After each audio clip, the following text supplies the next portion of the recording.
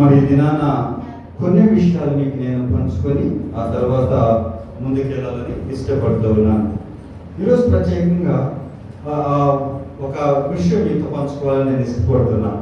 తెలిసిన విషయం అయినప్పటికీ మీకు మళ్ళా ఒకసారి జ్ఞాపకం చేయాలని ఆశిస్తూ ఉన్నాను. ఎందుకంటే ఈ సమాజం ఎన్నిసార్లు విన్నాను, దేవుడు చెప్తాడు వినుట వలన విశ్వాసం వస్తుంది అని. కానీ మనం వినడానికే మనకి 2 చెవులు ఉన్నాయి. వీటిని వినడానికి మనం దేవుని యొక్క ఆలోచన ఏంటంటే వినమని, అంటే ఈ చెవితోనే వినాలి, ఈ చెవితోనే వినాలి, విన్నవి లోపల జాగ్రత్త చేసుకోవాలి.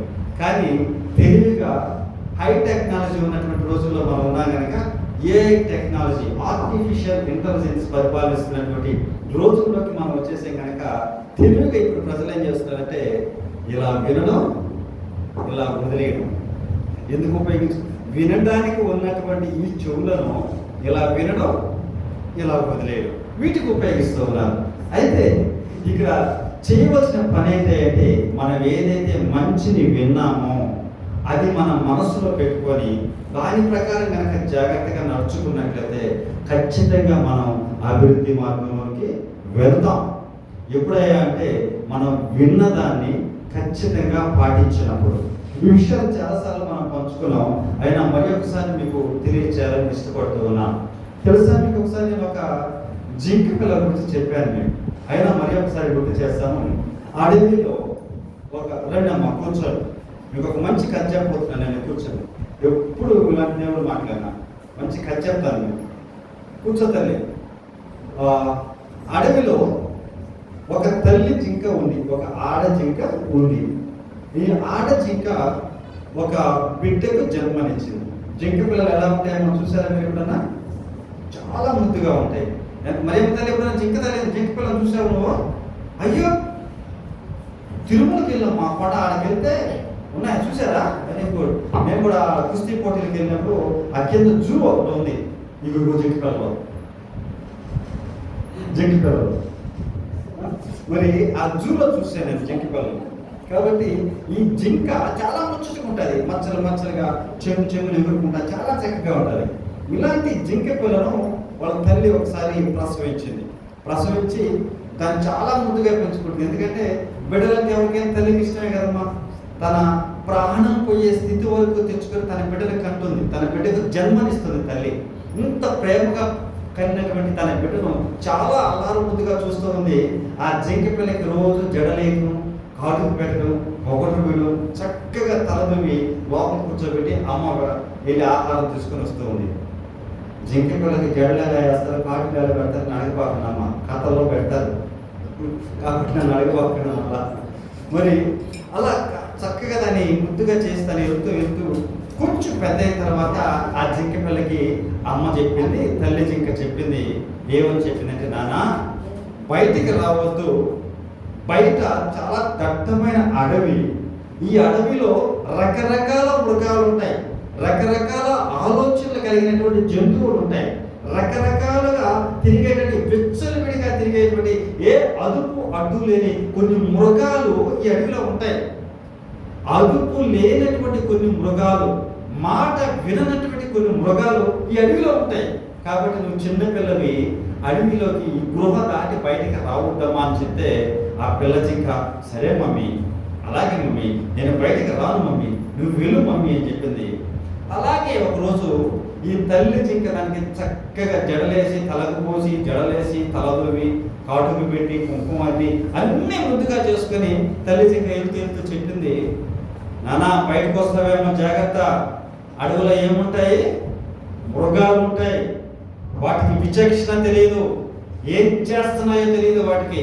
ఈరోజు మానవ సమాజంలో కూడా కొన్ని మృగాలు ఉంటాయి, ఏం మాట్లాడుతున్నారో వాళ్ళకి తెలియదు, ఎలా నడుచుకుంటున్నారో వాళ్ళకి తెలియదు, ఎక్కడ ఉన్నారో వాళ్ళకి తెలియదు, విచక్షణ తెలియదు. ఒక పిచ్చోళ్ళలాగా ఏది పడితే అది మాట్లాడుతుంటారు, ఎలా పడితే అలా నడుచుకుంటూ ఉంటారు. ఇలాంటి మృగాలు అడవిలో ఉంటాయి. విచక్షణ లేని మృగాలు ఏది కనపడితే దాని మీద దాడి చేసేస్తాయి. వాటిని ఏమంటారు? మృగం అంటారు. దాడి చేసి చంపుకొని తినే వాటిని ఏమంటారు తెలుసా? మృగాలు అంటారు. ఆవునేమో సాధు జంతువు అంటారు, సింహాన్ని పులిని ఏమంటారు? మృగాలు అంటారు. వీటిని ఇది ఎందుకంటారంటే వాటికి ఏం తెలియదు, విచక్షణ తెలియదు. వాడు ఏది కనపడిందో దాన్ని చంపుకు తిన్నవే. అయ్యో అది బాధపడుతుందేమో, అది నొచ్చుకుంటుందేమో, దానికి గాయాలు అవుతాయేమో, దానికి ఎంతమంది దాని వెనకాల దాని మీద ఆధారపడి ఉన్నారు, ఇవన్నీ విచక్షణ లేనటువంటి మృగం అది. అందుకనే దాని జోలికి వెళ్ళొద్దమ్మా, బయటికి వెళ్ళొద్దమ్మా అని చెప్పేస్తే ఈ పిల్ల జింక అనుకున్నది మా మమ్మీకి ఏం తెలియదు, మా మమ్మీకి ఏమీ తెలియదు, వేస్ట్ పిల్ల మా మమ్మీ. ఈ రోజుల్లో టెక్నాలజీ ఇంత డెవలప్ అయిపోయింది, ఇప్పుడు బయటికి వెళ్ళొద్దమ్మా, మృగాలు దొరుకుతాయమ్మా, పులులు దొరుకుతాయమ్మా, సింహాలు దొరుకుతాయమ్మా, అవి నిన్ను చంపేస్తాయమ్మా అని చెప్తుంది. చాలా ఫూలిష్గా ఉంది, చాలా వెరితనంగా ఉంది మా మమ్మీ చెప్పే మాటలు. మా మమ్మీ ఏమో ముసలిది, నేనేమో యంగెస్ట్ పర్సన్, నేనేమో కుర్రదాన్ని. మా అమ్మ ఏమో తెలివిగా తప్పించుకొని పోతుందంట, మా అమ్మ తప్పించుకొని పోతుందంట, నేను దొరికిపోతానంట. ఎంత అమాయకురాలు మా అమ్మ, ఏం తెలియదు మా మమ్మీకి. ఎందుకంటే వయసు అయిపోయింది కదా, ముసలిది అయిపోయింది కదా, తనకి ఏం తెలియదు కనుక నేను వెళ్ళి బయట ఏముందో చూసి వస్తానని దానికి ఒకరోజు ఆలోచన కలిగింది. తల్లి చెప్పిన మాటను పక్కకు పెట్టి ఏముందో చూద్దాం అడుగులు అన్నటువంటి ఆలోచన తనకు వచ్చింది. తన తల్లి బిడ్డ క్షేమం కొరకు చెప్తే ఆ విషయాన్ని పక్కన పెట్టి బిడ్డ తన తల్లిని పిచ్చి దాని కింద లెక్క వేసి బయటికి వెళ్ళడం ప్రారంభించింది. గుహలో నుంచి బయటకు వచ్చింది. తల్లి ఏ కట్టుబాట్లు అయితే తనకు చెప్పిందో ఆ కట్టుబాట్లలో నుంచి బయటకు వచ్చింది. బయటకు వచ్చి లోకాన్ని చూసింది. విశాలంగా ఉంది, పబ్బులు, సినిమా హాలు, విచ్చలవిడతనం ఆనందంగా కనిపించింది బిడ్డకు. అయ్యో, అడవి ఎంత అందంగా ఉంటుందా, ప్రకృతి ఇంత సౌందర్యంగా ఉంటుందా, దీనంతటిని నేను అనుభవించకుండా మా అమ్మ నన్ను ఇన్ని రోజులు ఆగిపెట్టింది. ఎంత తప్పు చేసింది మా మమ్మీ, మా మమ్మీ ఎంత తప్పు చేసింది. నేను ఈ యొక్క ప్రపంచాన్ని ఏలనివ్వకుండా, ఈ ప్రపంచాన్ని నన్ను అనుభవించనివ్వకుండా మా మమ్మీ నన్ను లోపల పెట్టింది. మా మమ్మీకి ఏం తెలియదు, మా మమ్మీకి అసలు ఏం తెలియదు, తనకి అసలు లోక జ్ఞానమే లేదు. నేను ఇదన్నీ కూడా చూస్తాను, ఒకసారి ఆస్వాదిస్తాను. అడవిలోకి వచ్చి సంచరించడం ప్రారంభించింది. అడవంతా కూడా తిరిగి చూడాలని, లోకమంతటి కూడా తను చూడాలన్న ప్రయత్నంతో ఒంటరిగా తిరుగుతూ ఉంది ఆ అరణ్య ప్రదేశంలో. ఈ లోకంలో చాలా మంది అలాగే ఉన్నారు. మంచి చెప్పిన మాటలు వినకుండా సొంత ఆలోచన చేస్తూ వాళ్ళకి తెలిసిందే మంచి అనుకుంటూ అడవిలో సంచరిస్తూ ఉన్నారు. ఈ అడవిలో మనుషులతో పాటు, తనతో పాటు జింకలతో పాటు మృగాలు కూడా ఉన్నాయన్న సంగతి తను మర్చిపోయింది. ఎందుకంటే అనుభవం లేదు. తల్లి అనుభవించి దెబ్బలు తిని ఎన్నోసార్లు తప్పించుకొని వచ్చి, అవమానాల నుంచి తప్పించుకొచ్చింది, బాధల్లో నుంచి తప్పించుకొని వచ్చింది, కష్టాల్లో నుంచి తప్పించుకొచ్చింది, ఆకలి బాధ నుంచి కూడా తప్పించుకొని ముందుకు వచ్చి ఇప్పుడు నిలబడి నా బిడ్డలు నేను పడ్డ కష్టం పడకూడదని ఆలోచించి బిడ్డకి చెప్తే ఈ బిడ్డ ఏమంటుంది తెలుసా? మా అమ్మ పిచ్చిది, మా అమ్మ వేరేది, మా అమ్మ తెలివి తక్కువది, మా మమ్మీకి ఏమీ తెలియదు. మమ్మీకి ఏం తెలియదా?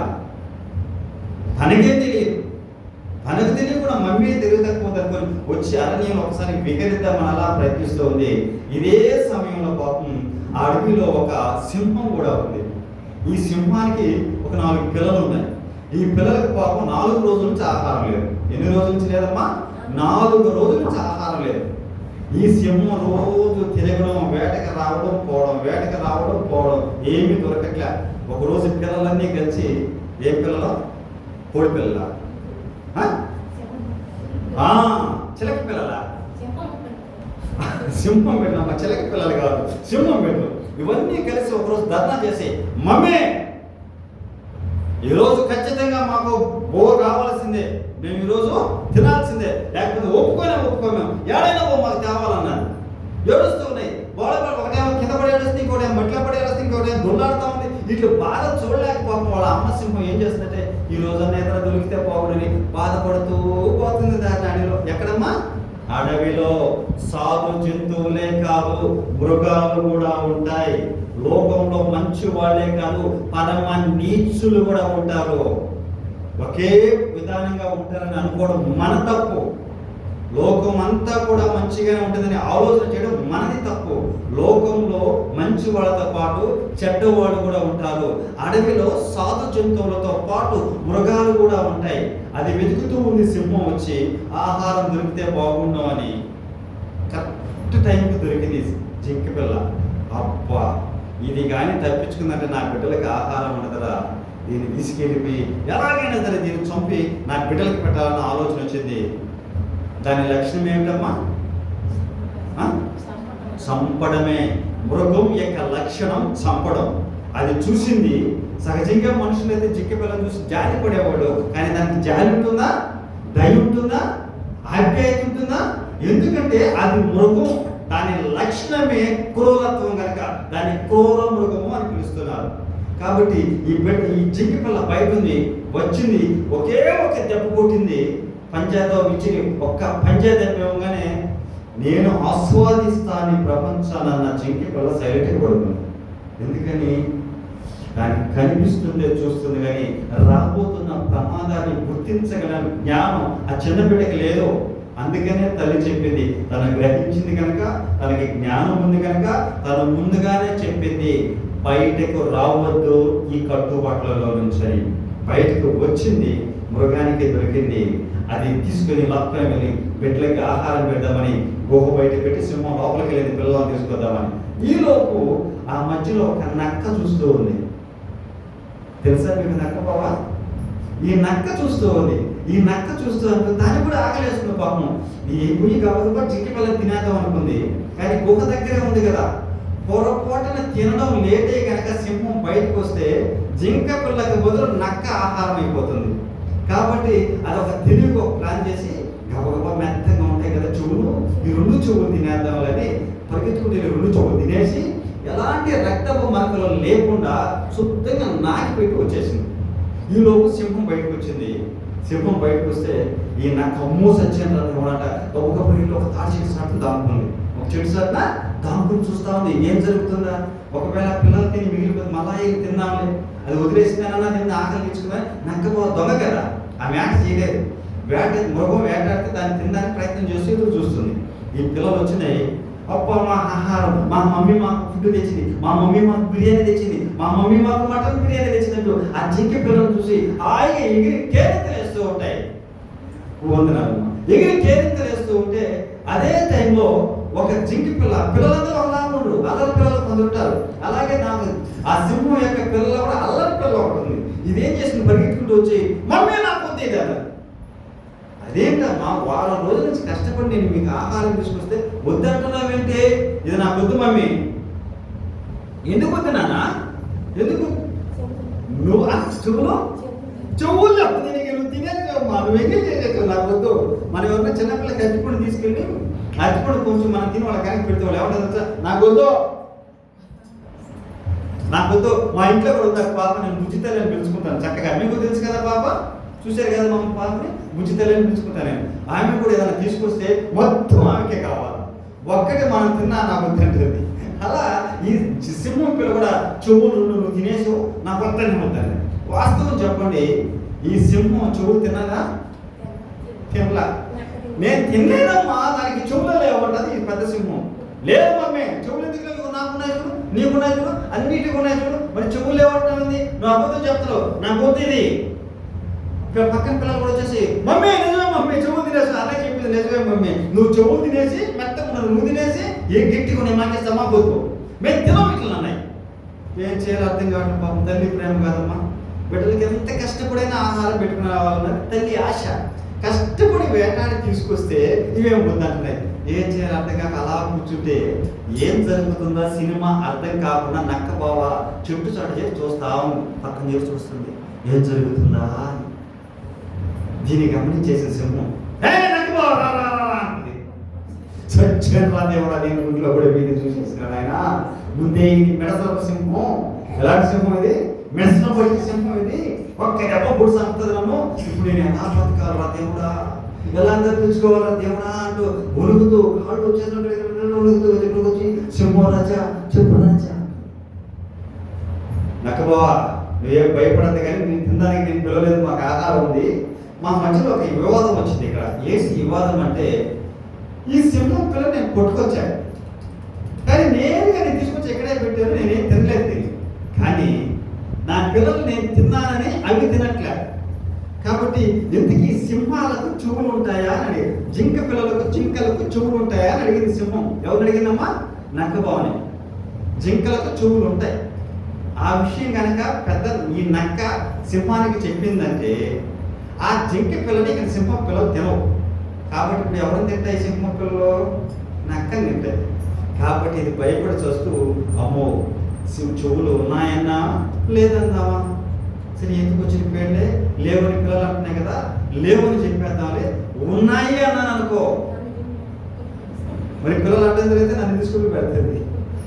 కాబట్టి ఏం చేయాలో అర్థం కాక ఈ సింహం దగ్గరికి వెళ్ళి, సింహ ఈ జింక పిల్లలకి చెవులు లేవు సింహ, చెవులు ఎందుకు నీకు గొడవ చేస్తున్నాయి జింక పిల్లలు, హై ఎందుకు గొడవ? సింహం పిల్లలు అంటే నీకున్నాయిగా చెవులు, మా మమ్మీకి ఉన్నాయిగా చెవులు, మాకు ఉన్నాయి కదా చెవులు, మరి తిరిగి ఎందుకు కొనవు? నువ్వు అబద్ధం చేస్తావు, నేను చెప్పేస్తాను అంటాయి. ఇది మళ్ళా ప్రారంభించి అడుగుతుంటే ఈలోపు ఆ దాని తల్లి సింహం బిడ్డ దగ్గరికి వెళ్దామని సంతోషంగా వెళ్తూ ఉంటే అది చూసింది నక్క. చూసి ఏ జింక ఎట్లా అన్నది. పిలిచి అడుగుతుంది, సింహానికి చెప్తుంది, సింహం గారు నేను నక్కని, సింహానికి చెవు, జింక పిల్లకి చెవులు ఉంటాయి లేదో నాకు తెలియదు, అది ఓ జింక వస్తుంది పెద్ద జింక, దాన్ని తీసుకొస్తాం, దానికైతే ఖచ్చితంగా తెలుసు ఉంటాయా లేదా అని, పిల్లలకు చెవులు ఉంటాయా లేదా అనేది దానికైతే తెలుసు, ఎందుకంటే అది జింక కదా, దాన్ని పిలుద్దామని ఆ తల్లి జింకను పిలిచాడు. పిలిచి అడిగాడు, ఏ జింక నేను ఒక పిల్లని తీసుకొచ్చాను, జింక పిల్లకు చెవులు ఉంటాయా లేదా అని అడిగింది. ఎవరు అడిగారమ్మా? సింహం పెద్ద జింకను తల్లి జింకను అడిగింది, సింహ పిల్లకు చెవులు ఉంటాయా లేదా. దీనికి ఒక డౌట్ వచ్చింది, చెవులు లేకపోవడం ఏంటి, ఇది ఎందుకు ఈ పెద్ద సింహం ఎలా అడుగుతున్నానని, ఏం జరిగింది అసలు నాకేదో వివరంగా చెప్పండి అంటే తీసుకెళ్ళి చూపించి ఆ పిల్లలు చూపించి దానితో ఈ జింక పిల్లలు పట్టుకొచ్చా నేను, దీనికి చెవులు ఉంటాయా ఉండవా అని న్యాయం అడిగింది ఆ పెద్ద సింహం. అక్కడ పడినది ఎవరమ్మా? దీని బిడ్డ. కడుపు మండిపోయింది అక్కడ, దాని వైపు చూస్తుంది. కన్న తీపి ఎలా ఉంటుందో కన్న తల్లికే తెలుస్తుంది ఆ బాధ. ఆ బిడ్డ తను అల్లారు ముద్దుగా పెంచుకున్న బిడ్డ, తను ఎంతో ముద్దు చేసి పెంచుకున్న బిడ్డ, తన బిడ్డ ఎంతో ఎత్తుకు ఎదిగితే చూడాలని ఆశపడినటువంటి ఆ తల్లి ఇప్పుడు ఎవరిని చూస్తూ ఉందంటే తన బిడ్డ చచ్చి శవమై ఉండడం చూస్తుందండి. కడుపు తరిగిపోయింది. ఆ తల్లి జింకకు ఒక మాట గుర్తొచ్చింది. తను చెప్తూ ఉంది, సింహం గారు నిజంగానే ఈ పిల్లకు చెవులు లేవు, నిజంగానే దీనికి చెవులు లేవు. ఒకవేళ చెవులు కనుక ఉంటే నేను చెప్పిన మాట వినుండేది, నేను చెప్పిన మాట కనుక విని ఉంటే ఇది ఈరోజు బ్రతికుండేది. అడవులోకి వెళ్ళొద్దు, మృగాలు ఉంటాయని చెప్పాను, లోకంలో వెళ్ళొద్దు, లోకంలో సంచరించొద్దు, నీచమైన నికృష్టమైన పాపిష్టి కార్యాలు చేసేవాళ్ళు అనేక మంది మనకి తగలతారని చెప్తూ ఉంటే మాట వినకుండా లెక్క చేయకుండా లోకపు స్నేహాలు చేసి లోకపు అలవాట్లకు బానిసలై లోకపు అలవాట్లలో మునిగిపోయి లోకంలోకి వెళ్ళి ఏదో సాధించాలనే ప్రయత్నం చేసి లాస్ట్కు మృగాల చేతిలో దొరికిపోతుంది సమాజం. ఈరోజు అనేక మంది పరిస్థితి ఇలాగే ఉందండి. తల్లిదండ్రులు చెప్పిన మాట వినకుండా, పెద్దలు చెప్పిన మంచి మాటలు వినకుండా, విననట్టుగా నటించి, వినకుండానే విన్నట్టుగానే నటించి వాళ్ళగా గోతులు తీసుకుంటున్న రోజుల్లో మనం ఉన్నాం. మంచి ఎవరు చెప్పినా మనం వినాలి.